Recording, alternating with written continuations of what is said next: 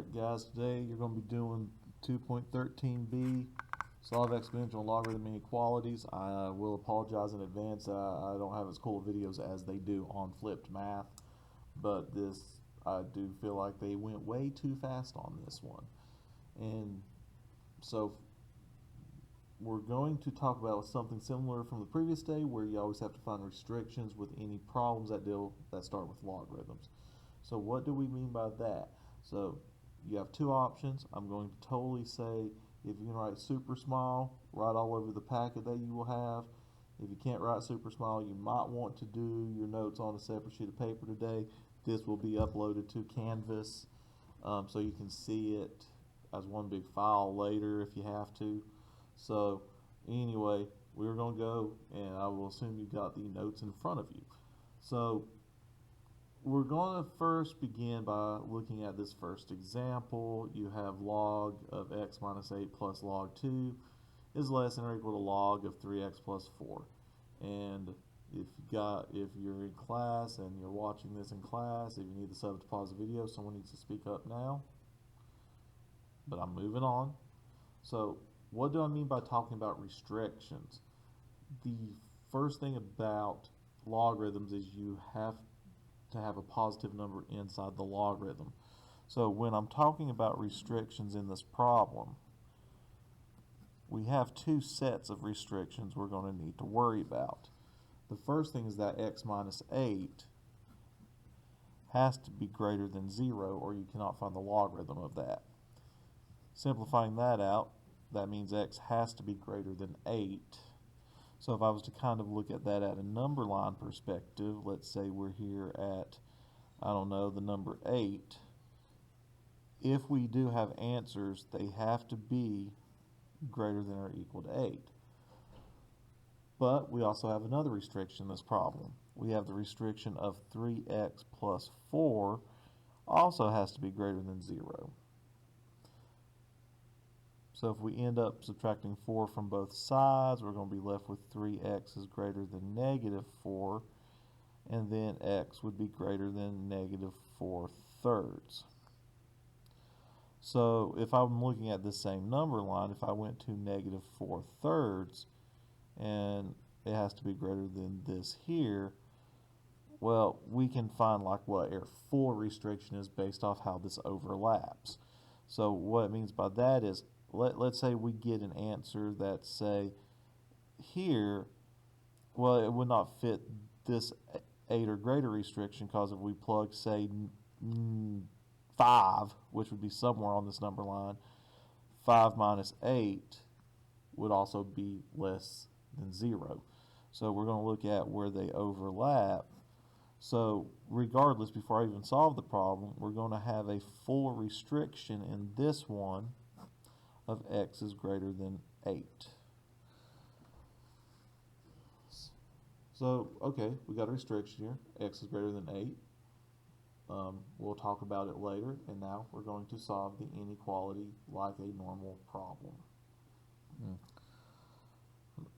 So as far as how you do the problem, it's going to be very similar to what we did on yesterday's assignment. So we got a plus here, which means we can combine these two logs together. So we'll end up with log of 2x minus 8 is less than or equal to the log of 3x plus 4. And I went ahead and just flip-flopped these because it looks prettier to have the 2 in the front. But one of the first things that we discussed, I believe, in the previous lesson is if you have the same log on both sides, you kind of can drop the logs and pretend they're not there, and then you'll just bring down the equation, or excuse me, inequality, and I'm going to go ahead and simplify as we go. So this would be 2x minus 16 is less than or equal to 3x plus 4. This is what we'll call the one-to-one property, and then we solve it like a regular equation. Subtract 2x from both sides, and we'll have negative 16 is less than or equal to x plus 4. And then finish off the problem, we'll have minus 4 minus 4. So we'll have negative 20 is less than or equal to x. But I'm I'm old and I kind of like it the other way around, so I'm going to call this our answer, and I'm putting it in quotations because this may not be our final answer. So this, flipping it fully, this be x is greater than or equal to negative 20, which this leads us over here to our restrictions again. In part of the restrictions, we got x can only work if x is greater than 8. And on kind of a number line, 8 would be somewhere over here, and we need these answers only. But when we actually solve the inequality, we got x is greater than or equal to negative 20.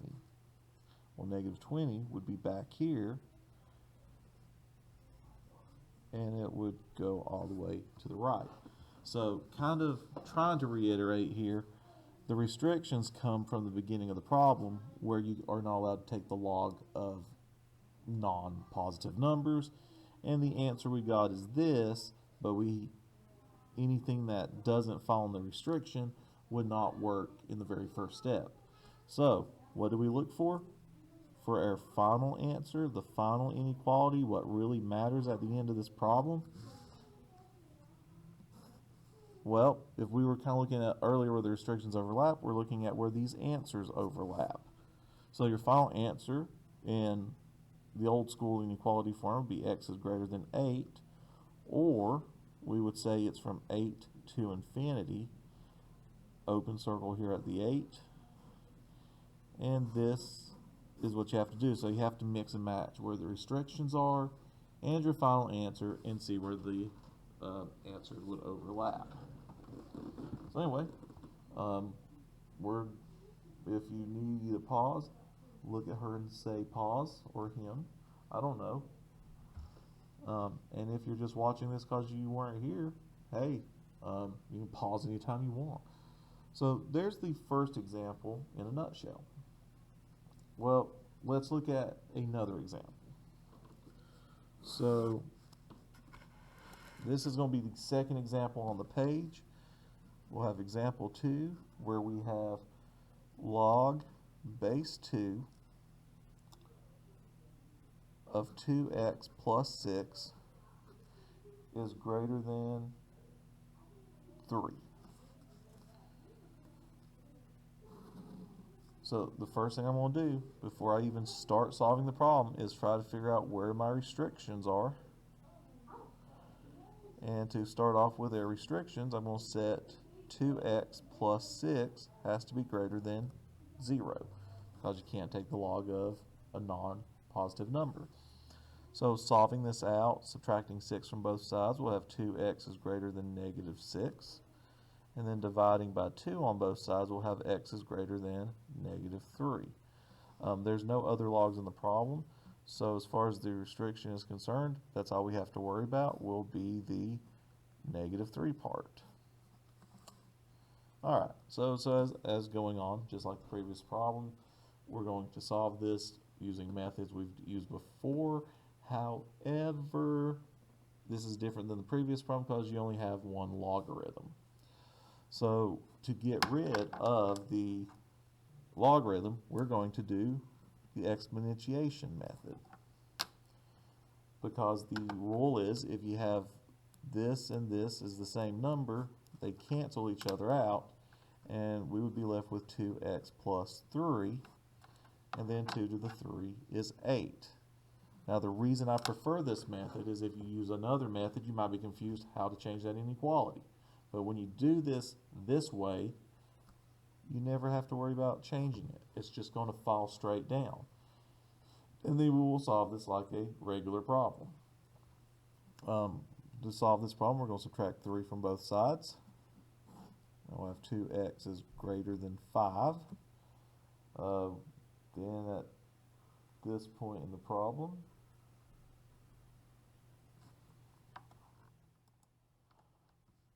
okay, there's a Mr. Taylor mistake.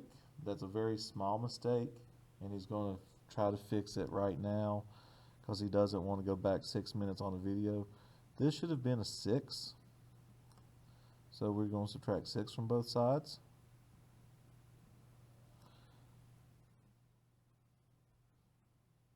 and this would have turned into a 2.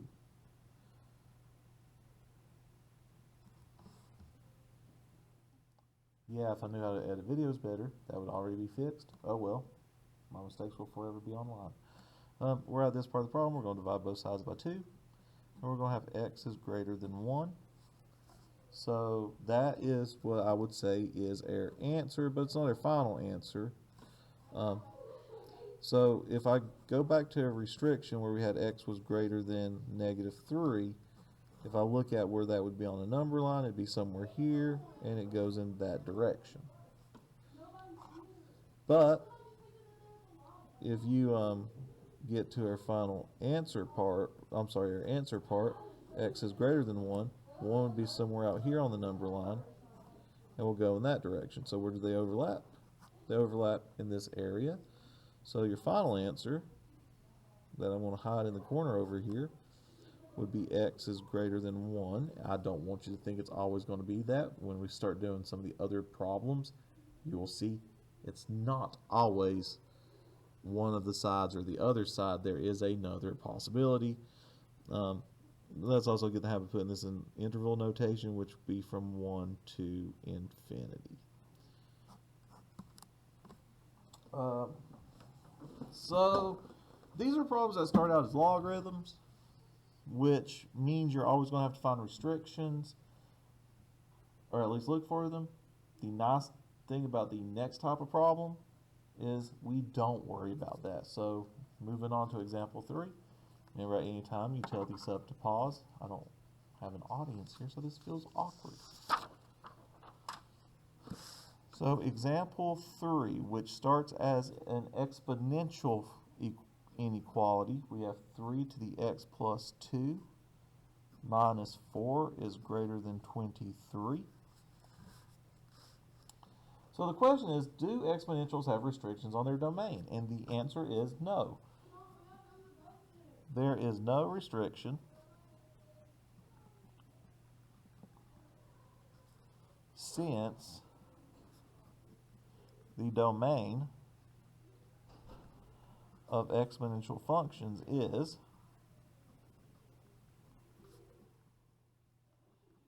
and just a basic example of the basic exponential function, they all either look like this if b is greater than 1, and they have an exponential decay if b is less than 1 but bigger than 0. So their domain was always -infinity to infinity, where logarithms is 0 to infinity. So we don't have to worry about the concept of restrictions with exponential inequalities. Yay. But we still have to solve it. So how do we solve this? Pretty much like we do equations. So we'll add 4 to both sides, because you can't get rid of the exponent until we get rid of the other junk keeping it company. So we'll have 3 to the x plus 2 power is greater than 27. And at this point in the problem, in order to get rid of the exponential, we have to do a logarithm on both sides. So we'll do a log base 3 of 3 to the x plus 2 is greater than log base 3 of 27. Now this is one of the problems we could probably use, we don't need a calculator for, but the property we talked about is if this base and this number is the same thing, they cancel each other out, and we'd be left with x plus 2. 3 raised to the third power would be 27, and we will drop the greater than symbol down for this. One more step, subtract 2, x is greater than 1. Since this was an exponential to start off with, we don't have to check restrictions. This is our final answer. The final answer literally would be x is greater than 1, or you could write it as 1 to infinity.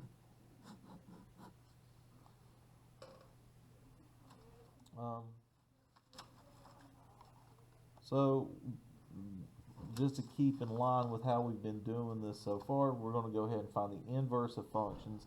And this is going to be a little bit more fun. We are going to do some more practice problems later, as much fun as that sounds.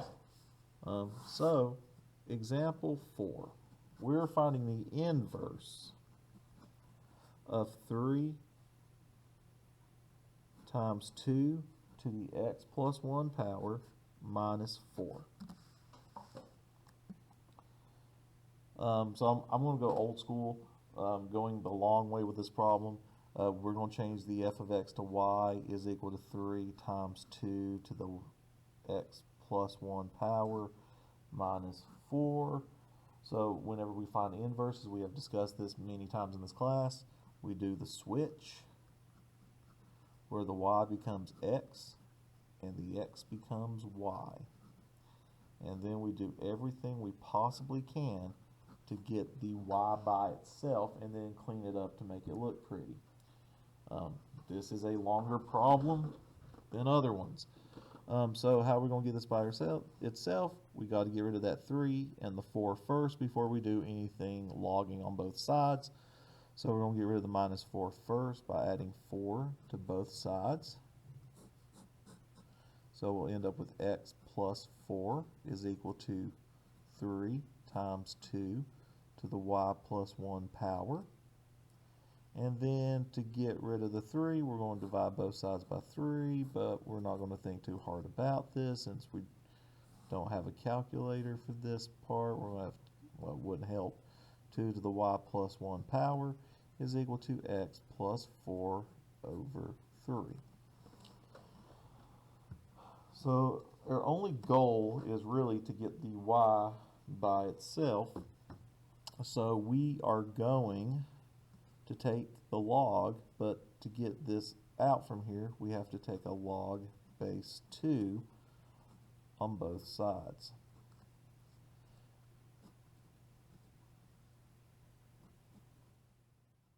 And just to clean it up a little bit, I like putting this in parentheses to show that it's separate. That piece cancels. We're left with y plus 1 is equal to log base 2 of x plus 4 over 3. And we got one more step to get the y by itself, and the one final step will be to minus 1 from both sides. And the reason I like putting this in parentheses is it makes it clear that minus 1 is on the outside. So we will have log base 2 of x plus 4 over 3 minus 1 is equal to y. And then I'm just going to clean it up. Since the original function is f of x, this will be f negative 1 of x is equal to log base 2 of x plus 4 over 3 minus 1. So before we move on, I'm going to show you what this looks like in Desmos the best I can with a phone. Okay, so right now I've got the first equation typed into Desmos. There is the line y equals x because all inverses should reflect over that line. And then here is the graph of the third one. And as you'll notice, it does look like it reflects down. If this point is 2, 0, then it does look like it's really hard for me to type. That's 0, 2 where the red one crosses. So there's just kind of proof that they are inverses of each other. So here comes a rule we have not talked about in this class. Maybe I'm hopefully mentioned it, but we're going to go ahead and look at it for today, and that's the whole concept of to get rid of LNs, you will use E, and to get rid of E, you use LN. So for example 5, we start with g of x is equal to ln of 2x plus 3 plus 10. Which it kind of got cut off a little bit, so I'm going to rewrite that. Welcome to my video.